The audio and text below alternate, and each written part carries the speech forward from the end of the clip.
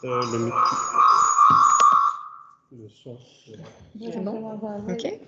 Alors, parfait. Tu vas venir pour l'avoir. OK, bien, c'est parti. Bienvenue tout le monde à cette séance du 5 février 2024. On va commencer tout de suite avec un petit mot quand même pour la famille de Jean-Louis.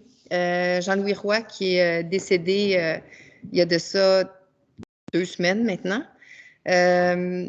Juste se rappeler de Jean-Louis comme il était quand il est arrivé ici. C'est un citoyen de longue date de Fredericksburg. Moi, je vais me rappeler de lui comme de la personne qui m'a vraiment sensibilisée à la forêt, à l'importance de la foresterie. Il m'a appris beaucoup de choses. Je l'ai rencontré dans le cadre de Vitalité. Il était un membre actif du comité agriculture-foresterie. Puis c'est comme s'il m'a pris par la main. Puis il m'a guidée tant au niveau de la foresterie et, je vais le citer, comment c'était qu'il disait tout le temps, sur les paysages, l'importance des paysages, de préserver les paysages, donc de continuer la culture, parce que c'est notre culture qui fait en sorte que nos paysages sont si beaux et sont ce qu'ils sont. Alors, à la famille de Jean-Louis, nos plus sincères condoléances. On va avec l'adoption de l'ordre du jour. Est-ce qu'il y a quelqu'un qui propose? Gilles et Stéphanie. Je connais plus ça. T'es pas là? Ouais, il faudrait que tu réacceptes ma caméra. OK. Même si tu chuchotes, ça ne change pas grand-chose. Mais Josiane, elle était déjà... OK, on te voit, Josiane? Bon. Je viens de te voir. Là, on te voit plus. OK. Là, vous ne voyez plus. Active-là, si tu veux. OK. On poursuit donc avec l'adoption du procès-verbal du 15 janvier 2024. On a fait la lecture. Il y a eu quelques petites corrections. Bob et Gilles. Merci. La liste des comptes à payer, la même chose. On a passé à travers ensemble la semaine dernière. Est-ce qu'il y a des questions? Non? Qui propose? Gilles? Bob. Le point 4, suivi et info. Alors, premièrement, je vais parler de la patinoire.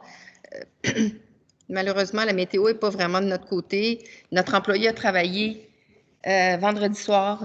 Évidemment, il travaille la nuit pour maximiser l'efficacité de son arrosage. Dans la nuit de vendredi, dans la nuit de samedi. Aujourd'hui, il y a comme un gros cercle en plein milieu qui est comme pas praticable. C'est dommage, puis on sait que la météo qui s'en vient dans les prochains jours ne va pas nous aider. On continue nos efforts en se disant que si c'est possible pour la semaine de relâche d'avoir une patinoire en forme, bien, on va le faire, mais je croise les doigts. Par ailleurs, notre pavillon, on a eu beaucoup de commentaires qui étaient très appréciés, confortables, adéquats, puis en tout cas bien pratiques. Donc, tant mieux. Deuxième point, la bibliothèque. Je vais laisser tantôt Stéphanie parler du succès de la bibliothèque et des événements qui se tiennent ici, mais juste mentionner la députée nous avait promis lors de l'inauguration, députée ministre Isabelle Charret, une subvention. Alors, on a reçu un chèque de 650 $ du fonds du programme de soutien à l'action bénévole, donc qui vont pouvoir servir à soit mettre quelques poufs ou acheter les livres qui manquent à l'intérieur de la bibliothèque. Donc, c'est très apprécié. C'est bienvenu. Un petit point sur l'usine d'épuration. Juste pour dire c'est un... comment je dirais ça? Une saga, un dossier continu. C'est ça que je dirais. Un dossier continu. C'est toujours... On est en attente du retour de la Fédération québécoise des municipalités qui procède à une étude en ce moment sur la pertinence d'un traitement tertiaire. Après ça, bien, les choses vont suivre leur cours. Un jour, le ministère des Affaires municipales va nous octroyer le permis pour aller de l'avant dans la suite des choses. Mais la prochaine étape, on retourne à la préparation des plans et devis selon ce que la Fédération va déposer, évidemment, comme rapport. Notre espoir, c'est 2025 pour une construction en 2025. Je sais que j'ai déjà dit 2024, j'ai déjà dit 2023, j'ai déjà dit 2022, mais là, c'est rendu 2025, mais ça va se faire. Correspondance. Alors, on a reçu une correspondance de Marie Fortin concernant les freins à moteur, plus particulièrement, elle habite sur la 237 Sud. Le bruit que les camions font en décélérant, dans le fond, en utilisant les freins à moteur, c'est comme les freins Jacob, c'est ça? Je ne me trompe pas? Donc, quand tu passes de 90 à 70 avant d'entrer au village, c'est assez bruyant. Elle a fait des recherches, puis il semble que c'est possible d'avoir, si le ministère des Transports l'autorise, avoir un panneau qui, dans ce cas-là, permettrait à la SQ d'émettre des contraventions. Dans les zones où c'est interdit de les utiliser, on va faire la demande. D'ailleurs, je vous propose peut-être de la mettre au point variant à la fin de la séance, la demande, dans le fond, au MTQ pour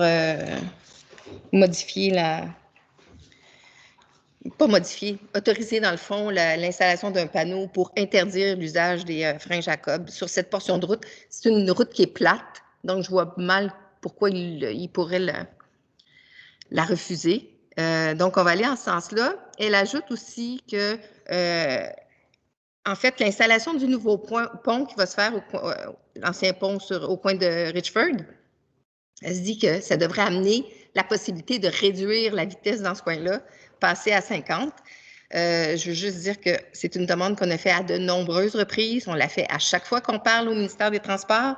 Ils nous refont toujours le même scénario. On n'est pas assez densifié, ça ne justifie pas. Mais effectivement, une fois le pont refait et le trottoir fait, dans le fond, pour se rendre au parc municipal, ça va être plus facile à ce moment-là de justifier une réduction de vitesse, mais ça ne peut pas précéder l'installation du pont et du trottoir.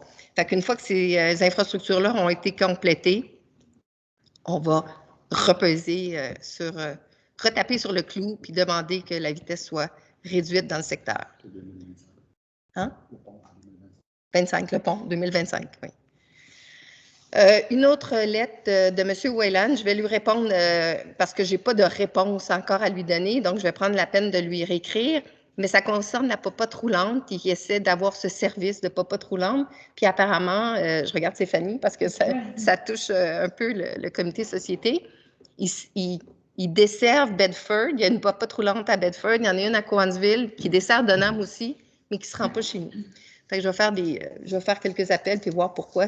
En fait, j'ai déjà laissé un message, j'attends la réponse pour voir pourquoi Freelishburg ne fait pas partie d'un pôle. En fait, nous, on fait partie du pôle de Cowansville, donc normalement, ils devraient se rendre à nous, mais peut-être qu'il y a une question de distance. On va essayer de voir si on peut faire quelque chose.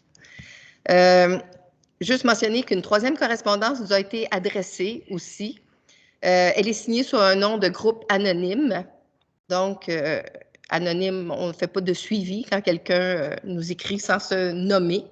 Et en plus, elle est injurieuse, donc on ne prendra pas le temps d'y répondre. Mais juste pour que le message soit clair, tout le monde autour de cette table a à cœur de répondre aux questions et aux commentaires qui nous sont adressés. Il faut juste avoir le courage de s'identifier quand on les transmet. Alors, on arrive au point 6. Là, je vais céder la parole à Marie-Claude, qui est de retour parmi nous après son opération. On est bien contente et contents. Alors, on va passer au prochain point qui touche CCU. L'écho d'outre-tombe. Alors, bonsoir tout le monde.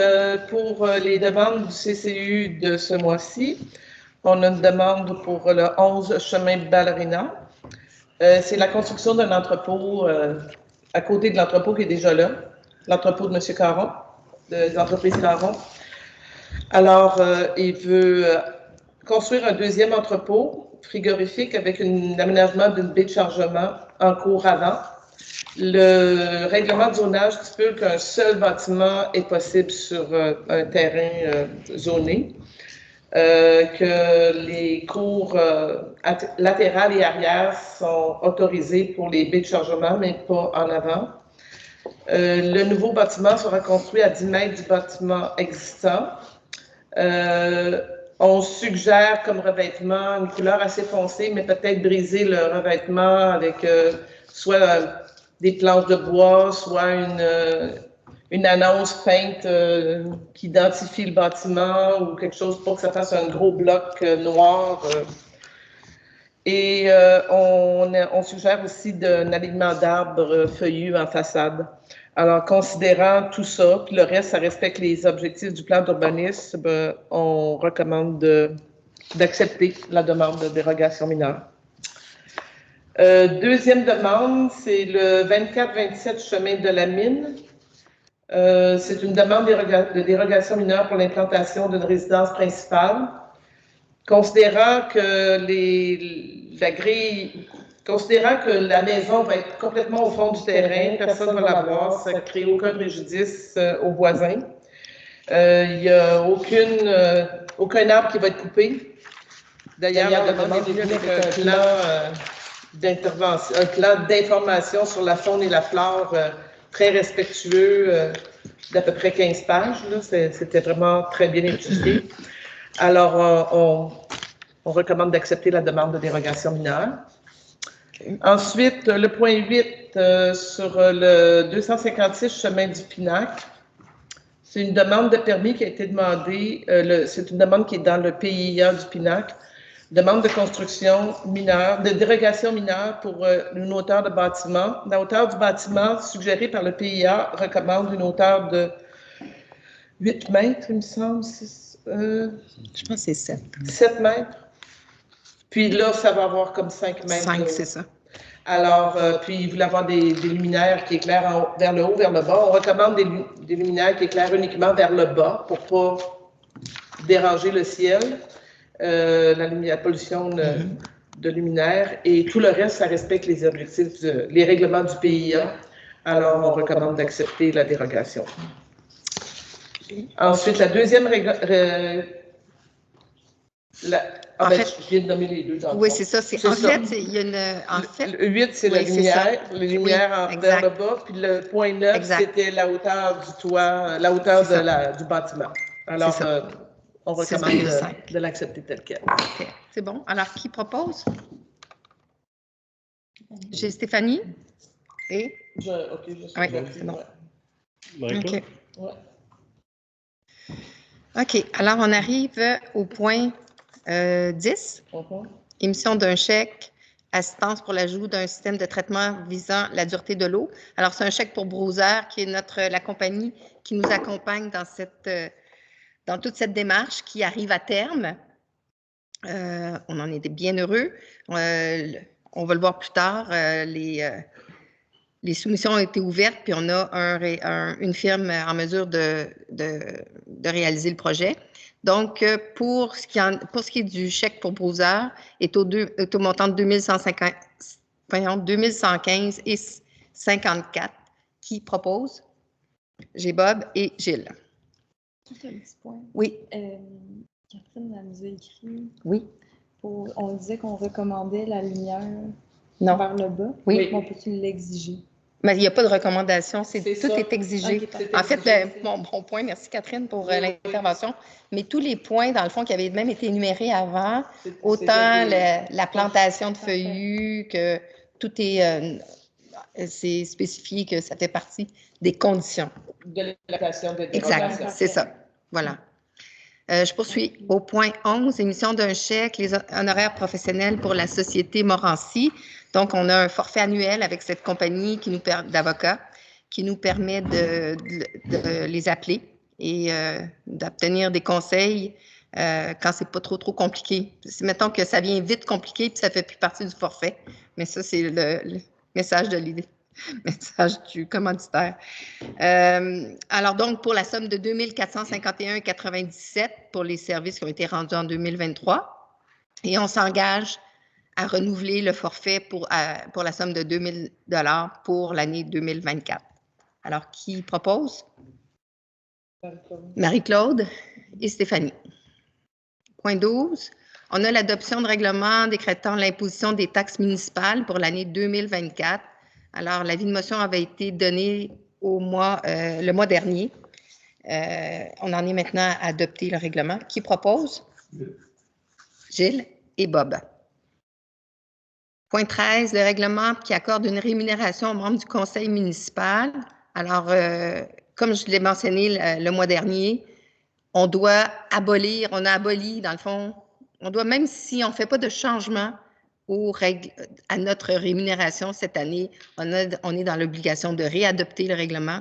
Alors, donc, c'est au même salaire sans augmentation pour les membres du conseil qui proposent Stéphanie et Josiane. Dépôt des déclarations d'intérêt pécuniaire des membres du conseil, ça a été fait. Tout le monde a... Je dépose, en fait. Parfait. On donne un avis de motion au point 15 pour un règlement qui concerne les ententes relatives à des travaux municipaux visant à abroger et remplacer le règlement relatif aux ententes. En tout cas, on adopte un nouveau règlement qui va nous aider à vraiment structurer tout projet de développement qui va se présenter à la municipalité. Structurer, guider et arriver à un résultat heureux, autant pour les promoteurs que pour les citoyens que pour la municipalité. Alors, qui donne l'avis de motion? Josiane. Ça tombe bien parce que c'est écrit dans mon texte que c'est la conseillère municipale qui le donne. C'est bon. Organisé.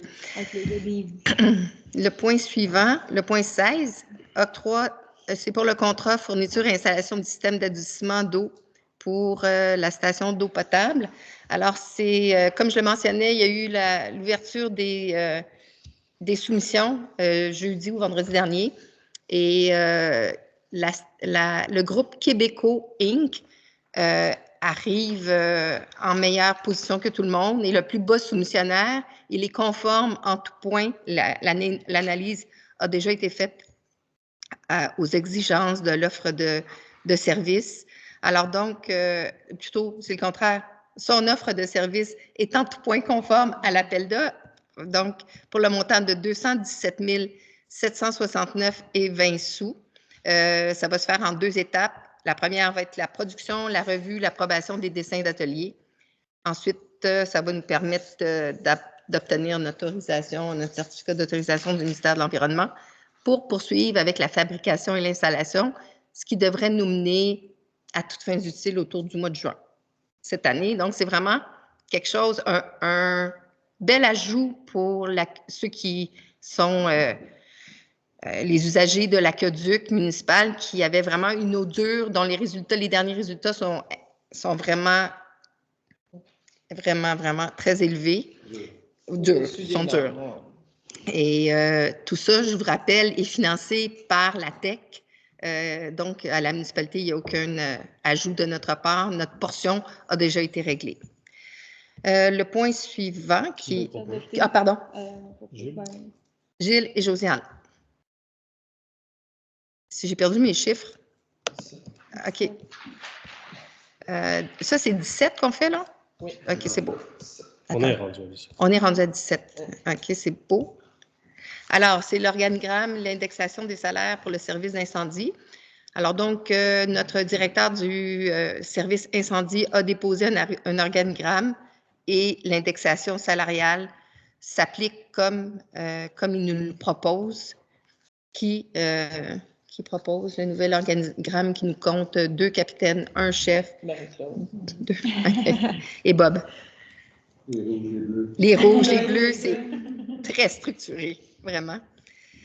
Engagement, le point suivant, pompier Samantha Salois. Alors donc, c'est avec vraiment un grand bonheur qu'on accepte la proposition du directeur incendie à l'égard de Samantha Salois, donc qui deviendra une nouvelle capitaine. Nous avons maintenant 2 capitaines au sein de notre brigade. Samantha, c'est une résidente de Fredericksburg, qui est la plus haute gradée dans toute la MRC, la plus haute gradée femme dans toute la MRC, et on a le bonheur de l'avoir au sein de notre brigade. Alors, on est très fiers et très heureux de l'accueillir. Le point suivant.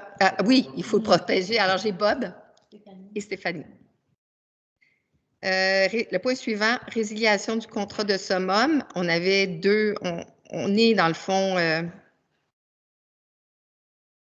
je ne sais pas comme pas ma bonne version, c'est pas grave. On faisait affaire avec Mobi Service ou peu importe. On faisait déjà affaire avec une entreprise ainsi qu'avec Survie Mobile. Finalement, Survie Mobile convient tout à fait et suffisant. Donc, on a besoin d'une résolution pour annuler notre engagement envers Survie Mobile qui propose? Bob et Stéphanie. Ensuite, le point suivant, nomination d'une présidente au comité consultatif d'urbanisme. Il y a Lise Gagné, qui était la présidente en action, on pourrait dire, du CCU, qui nous a fait savoir qu'elle démissionnait à la fin du mois de janvier. Donc, il y a Mme Hélène Dallaire qui fait partie du CCU qu'on suggère pour remplacer Lise comme présidente. Je tiens à mentionner à quel point le travail que Lise a fait comme présidente du CCU et comme avant membre du CCU, je pense qu'on peut compter 4 ans comme présidente et peut-être 2 ans comme citoyenne participante. Donc, une très grande rigueur, un engagement exceptionnel. Alors, on la remercie sincèrement. On lui souhaite bon succès dans ses prochains projets. Puis, on compte bien la revoir sous d'autres comités, sous un engagement différent. Alors donc, pour remplacer Lise, cette proposition de nommer Hélène Dallaire comme présidente. J'ai Bob et Marie-Claude. Point suivant, nomination des présidents des comités consultatifs. Chaque année, on doit réaffirmer, dans le fond, ou renommer nos présidents. Alors donc, je rappelle, ça reste, sauf à l'exception d'un comité, Agriculture et foresterie, Pascal Genet-Richard, Culture et tourisme, Marie Lavergne, Environnement, Denise Bélanger, Société, Sophie Deveau. Et à titre de rappel, on a nommé le 15 janvier Clément Demers comme président du comité patrimoine bâti. Alors donc, encore une fois, je veux dire merci à Marie Côté, qui a siégé comme présidente depuis le début de la formation du comité consultatif tourisme et culture. C'est vraiment comme sous son impulsion que c'est élaboré toute la politique culturelle. Alors, merci Marie. De la même façon que je l'ai dit pour Lise, on espère te revoir sous un autre comité quand, mettons, les temps seront plus cléments et moins occupés, alors avec plus de disponibilité. Alors, qui propose les présidents? OK. Josiane et Stéphanie. J'ai un lancement pour l'appel aux candidatures, formation d'un comité de sélection pour le poste vacant au sein du comité consultatif d'urbanisme. Le départ de Lise fait en sorte qu'il y a un poste qui se libère. Donc, on vous invite tout le monde tout le monde. On invite ceux qui sont intéressés et qui se sentent donc intéressés, un appétit pour tout ce qui touche à l'architecture, la beauté de nos sites architecturaux, dans le fond, puis la protection de notre patrimoine. Bien, pas dans le sens de patrimoine. Bien, il y a quand même un peu de ça là-dedans, même si on a un patrimoine bâti en comité. À présenter leur candidature, donc une lettre d'intérêt, puis leur CV. C'est tout ça, on envoie ça à la municipalité. On va faire un rappel de ça dans le messager. On va faire un message aussi sur le site Internet pour rappeler les gens, pour les inviter à déposer leur candidature. Et c'est le conseil municipal dans son ensemble qui va agir à titre de comité de sélection pour le prochain membre. Il n'y a pas de date, j'en vois pas là-dessus. Oui. Une date avant. Oui. Pour moi, c'est actif à partir. Oui, c'est ça. Fait que nous, on va le fixer. On va fixer une date, dans le fond, en communiquant la chose dans le messager. On discutera entre nous qu'est-ce qui est pertinent, le plus approprié.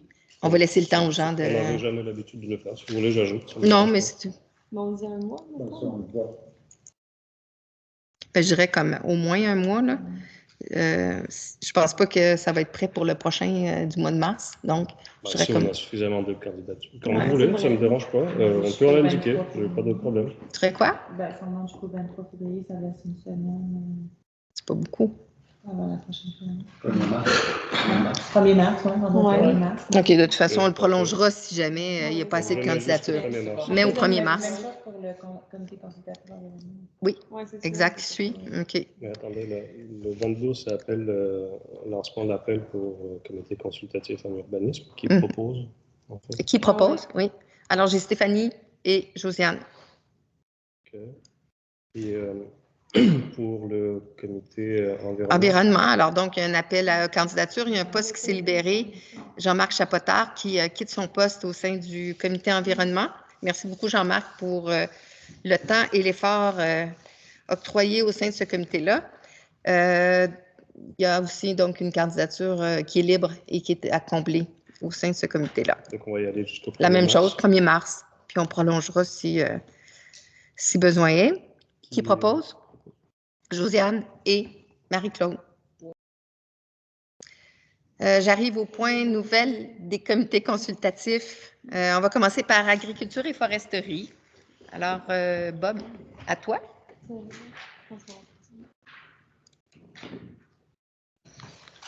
Donc, je reviens avec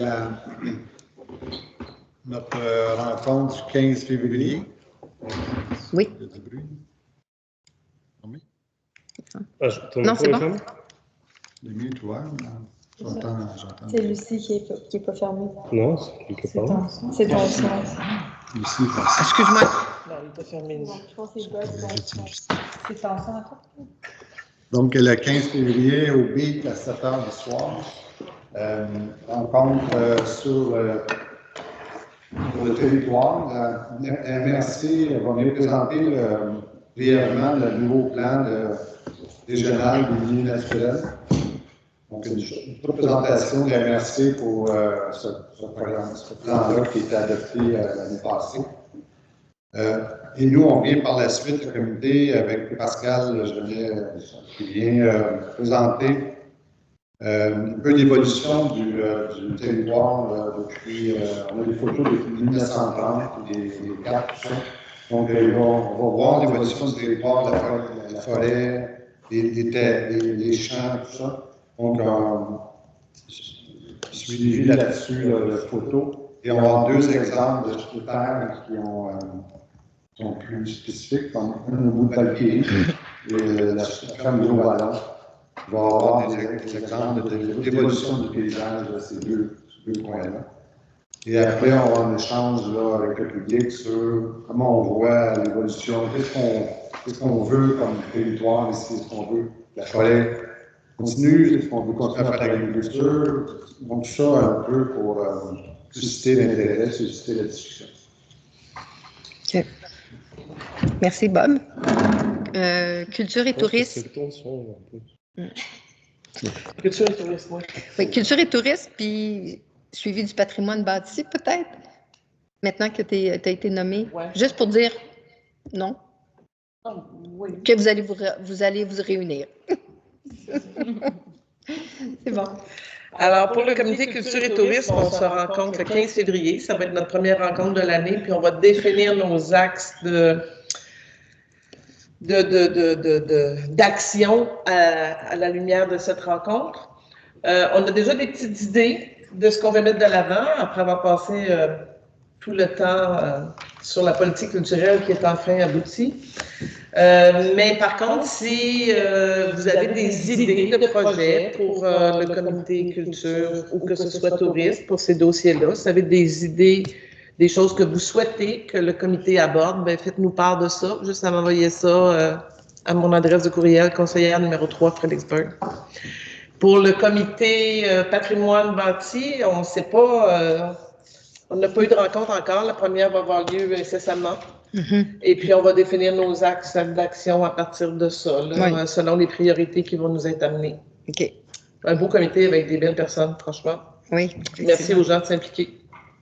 Merci, Marie-Claude. Environnement, Josiane? Ouais. Donc, nous, de notre côté, comme il a été mentionné dans le messager, on s'est rencontrés avec le comité agriculture, ça fait peut-être 2 semaines, pour parler des enjeux reliés aux plantes exotiques envahissantes.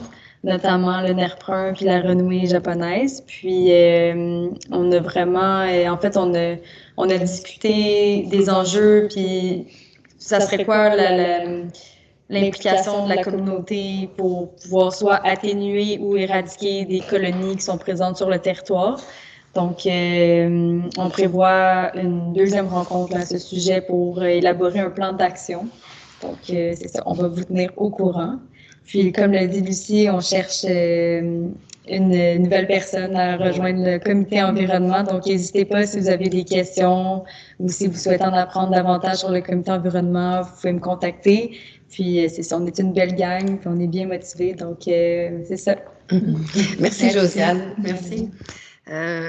Stéphanie, alors, société? Oui, donc pour le comité société, d'abord la bibliothèque. Ça fonctionne bien, c'est ouvert donc toujours tous les mercredis de 13h à 20h. C'est ouvert le dimanche aussi de 10h à 14h. Dimanche, pas hier, mais le dimanche précédent. Il y a eu une super belle activité qui a eu lieu. L'autrice jeunesse Marianne Dubuc est venue faire une lecture puis un atelier aussi avec les enfants. Elle nous a même fait don de quelques illustrations qui sont présentement affichées là, dans la bibliothèque. Vous pouvez les voir, il y en a 3. Donc, ça nous a donné l'idée quand même de vouloir répéter l'expérience. Puis, en fait, on aimerait inviter la population, s'il y en a, par contre, l'invitation à tous, s'il y en a qui aimeraient animer un atelier ou faire une lecture de contes jeunesse, ou même, ça peut être pour adultes, bien sûr. Simplement, vous pouvez m'écrire. Puis, on prend toutes les suggestions, puis je pense que ça va permettre de faire vivre encore plus la bibliothèque. On prend toujours les dons de livres pour enfants, plus que jamais. Donc, notre section de livres pour enfants est à combler. D'ailleurs, le budget discrétionnaire de la députée va probablement servir à ça, d'acheter des livres pour enfants. Donc, ça, c'est pour la bibliothèque. Je voulais dire qu'avec le grand succès aussi des soirées cinéma jeunesse qu'on a eues à l'automne, donc, on va reproduire l'expérience. Il y a 2 soirées cinéma jeunesse d'hiver qui sont en train de s'organiser. Donc, bientôt, on enverra l'information quand ça sera un petit peu plus décidé. Et les soirées cinéma jeunesse aussi d'automne vont probablement reprendre. Donc, d'été, pardon. Oui, d'été, moi j'ai dit d'automne. D'été vont reprendre probablement fin août, mois de septembre. Je pense que j'ai fait le tour de mes dossiers. OK. Ah oui, non, j'ai une annonce à faire. Donc, le marché gratuit de Noël, précédant notre beau marché de Noël de Fredericksburg, bien sûr. Donc, un événement communautaire, vraiment plus pour notre communauté, bien sûr, et qu'on espère qu'il ne sera pas dans la presse, celui-là, va récidiver. Donc, ce sera le 1er décembre 2024. Parfait. Très belle nouvelle. Voilà, oui, c'est ça. Notez ça. Merci Stéphanie. Alors, on arrive au point Varia. Donc, on revient à la suggestion qui avait été faite en début de la part de Marie Fortin. Donc, une résolution pour demander au ministère des Transports d'installer un panneau interdisant l'utilisation des freins Jacob à l'entrée du village via la 237 Sud. Alors, qui propose? Gilles et Bob. Alors, on arrive à la période de questions. Oui, un point. C'est vrai, tu m'avais dit que tu voulais ajouter quelque chose, Varia. Excuse-moi, Bob. Les deux abattages, je veux juste m'assurer que c'est conforme avec les techniciens de la merci. Oui. Un sur le chemin final, l'autre Jen. Ah, je n'avais pas noté, lui. Il en a plus de permis. Oui. Oui. L'autre qui est sur la Dutch Corner, au nord de Pinac, dans le secteur de M. le maire. Beaucoup d'abattages d'armes. OK. Être sûr que c'est bien. OK, bien pour l'ancien, sur le secteur Abbott's Corner, on va vérifier pour le permis, mais pour le chemin Pinac, Jeanne, tu dis que le permis est là? Donc, OK, c'est bon. Il n'y a pas vraiment de... Juste, tu veux t'assurer que tout respecte le permis. Mais ça, nos inspecteurs et urbanisme s'en occupent. C'est noté, on va faire le suivi là-dessus. Est-ce qu'il y a des questions? Oui, Michaela. Une question par rapport au rôle de la chaise de génération. Oui. Parce que Ça fait un bout de temps que j'entends que le prix de la nourriture a augmenté de 10 les hypothèques sont. Oui. Il y a des familles qui ont de la difficulté. Là, dans mes sujets, j'ai beaucoup aussi l'explication, l'évaluation de Oui. la maison, ce que ça représente. Puis je comprends qu'on a besoin de payer plus parce que les prix ont augmenté. Mais en termes de penser aux générations, Oui. moi j'ai appris il y a longtemps qu'on fallait, c'était une bonne idée de penser à cette génération. Mais depuis 2-3 ans, dans les événements indigènes que je participe dedans, on ne parle plus de cette génération, on parle de cette génération comme tes arrière-grands-parents, tes grands-parents, tes parents, toi, tes enfants, tes petits-enfants, tes enfants de tes petits-enfants. Je comprends. On a au milieu de cette génération. Mm-hmm. Et moi, je n'ai pas rencontré tous les arrière-grands-parents, mais j'en ai rencontré. Et je vais être assez jeune encore que je risque de rencontrer les enfants de mes petits-enfants. Ça veut dire que cette génération, c'est du monde qu'on va avoir connu, qu'on va connaître. Puis, je ne sais pas comment intégrer l'impact de nos décisions par rapport à être capable de trouver une place pour vivre. Les générations futures, quand on a, tu sais, la capacité de réévaluer les maisons, et je suis supposée d'être contente d'avoir mon investissement de plus. Quand je vois qu'on est en train de décider que nos enfants et leurs enfants, ils n'auront pas accès à des maisons. Oui. Et comment on peut réfléchir. Mais oui, je comprends ce que tu dis, Michaela. Je veux te dire que de la réflexion, il s'en fait beaucoup. Parce que ce que tu évoques, je veux dire, c'est toutes les réunions auxquelles j'assiste à la MRC, les divers comités auxquels je participe, c'est l'accès au logement qui est vraiment la priorité qui sort partout, tout le temps. La MRC est en train de revoir sa planification stratégique, puis c'est vraiment, je dirais, l'élément prioritaire qui ressort. Comment faire en sorte de donner accès, favoriser l'accès au logement, faire en sorte qu'il y ait des logements. Bon, il y a différentes avenues possibles, entre autres, évidemment, tu parles il faut parler de densification. On n'a pas le choix. On a une loi qui nous guide ici, la loi sur la protection des terres agricoles, qui fait en sorte qu'on ne peut pas développer comme on veut, et c'est très bien ainsi. On ne veut pas ça non plus. On ne veut pas dénaturer notre environnement, mais en même temps, là où c'est permis de bâtir, bien, il faut densifier. C'est une façon, en densifiant, en réduisant la portée c'est une façon de rendre un peu plus accessible l'accès à la propriété ou au logement.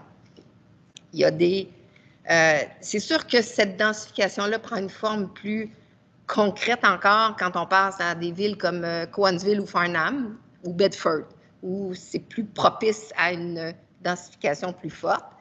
Nous, ici, comment faire en sorte, parce qu'on s'est posé la question quand on a révisé notre plan d'urbanisme, comment faire en sorte d'aider les gens à venir s'installer ici, que ce soit même des locataires, pas des propriétaires. On a modifié notre réglementation sur le logement générationnel. On a permis que ce soit plus grand. Donc, tu peux accueillir des travailleurs, tu peux accueillir tes enfants. C'est une forme ça, de densification douce, que je dirais. On a permis la construction d'unités résidentielles accessoires sur une grande partie de notre territoire, justement puis ça, c'est toujours de la location. Donc, ça permet d'accueillir des familles qui n'ont pas nécessairement non plus l'argent pour acheter. Est-ce que ça fonctionne rapidement?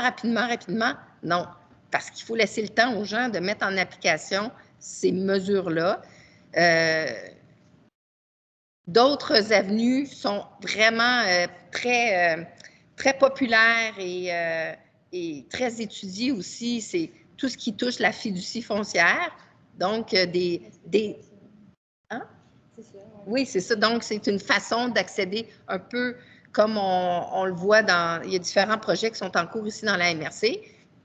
Est-ce qu'on aura... Oui, vas-y.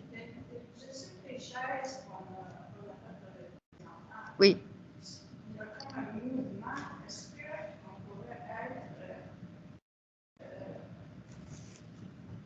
des leaders dans une discussion?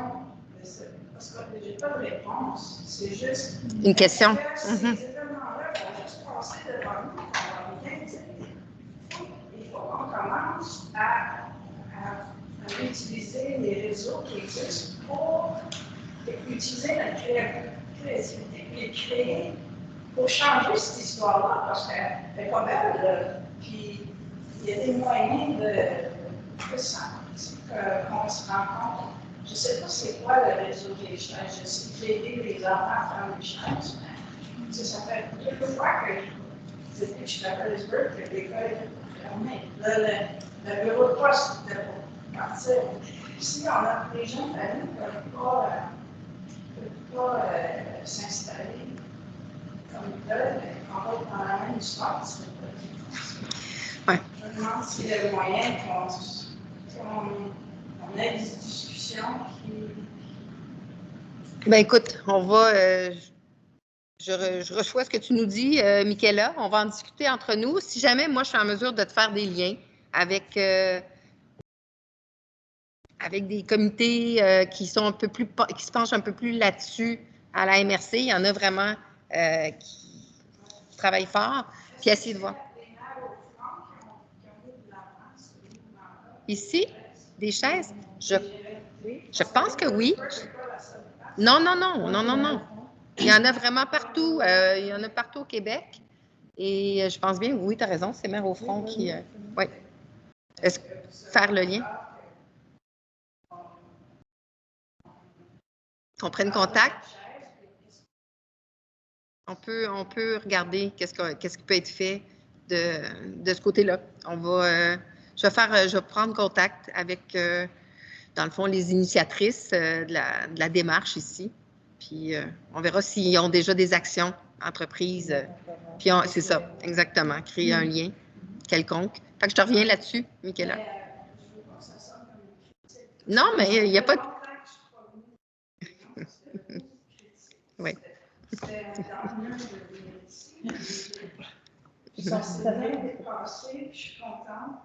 Mais non, mais il n'y a pas... Inquiète. Non, mais c'est bon. Inquiète-toi pas. Puis tout le monde a le droit de parler. En autant que c'est fait de façon respectueuse, il n'y a aucun problème. Alors, je vais te revenir au sujet des possibles liens qu'on pourrait tisser en relançant Mère au front là-dessus. C'est bon, je t'en prie. Est-ce qu'il y a une autre question? Oui, Hubert. Je peux vous rassurer, ton suivant ne va pas fermer la poste. On ne va pas fermer la poste. Merci. Oui, merci. Oui. Quand on a déposé un courrier, c'est une reportation de cette somme, c'est 1 heure de temps. Tu dates les factures. Tu dates les factures. Merci. Est-ce qu'il y a d'autres questions? Oui. Oui, j'ai fait un appel vendredi, puis vous n'étiez pas là, puis je me suis dit, je vais voir M. Jourdain lundi. Je savais que vous seriez là. Mais oui, on a reçu effectivement votre lettre, puis nous, on a eu une rencontre avec les représentants de la MRC. Alors donc, on attend de leur part un retour sur des suggestions d'hydrologues. En fait, on a une bonne idée de quelle serait une façon de régler peut-être, mais on n'est pas des experts. Donc, une fois qu'on va avoir reçu leurs suggestions, mais on ne vous oublie pas, vous êtes vraiment dans notre liste. Je parle aussi à ces gens-là. OK, oui, OK. La deuxième chose, c'est le bureau d'avocat qui a dit que vous avez reçu. Vous avez reçu les papiers Oui. de employés, les dates, tout Oui. ça. Il manque la date quand le barrage a été démoli. puis que c'est disponible sur la lettre. Ils veulent savoir la date que c'est écrit. Ils peuvent m'envoyer un courriel officiel, je vais leur répondre. Oui, c'est très, oui, c'est ça. Je pense que c'est la meilleure façon, M. Jourdain. Ce qu'ils ne comprenaient pas, c'est que dans tous les travaux, tu as envoyé ce qui est écrit dans les travaux. Pourquoi il n'a pas envoyé ça? Mais en fait, parce que ça ne faisait pas partie de la demande qu'ils m'ont envoyée. OK. C'est bon. Fait que vous avez qu'à leur demander de retourner, dans le fond... La question que vous me posez là, exactement. En mentionnant ce que vous mentionnez le dossier. là, ça ne faisait pas partie de la demande qu'ils m'ont envoyée. OK. Parfait. C'est bon. OK. Il y a d'autres questions? C'est tout? Alors, on propose la levée de la séance. Qui propose? Chez Gilles et Bob. OK, parfait. Merci tout le monde. Oui.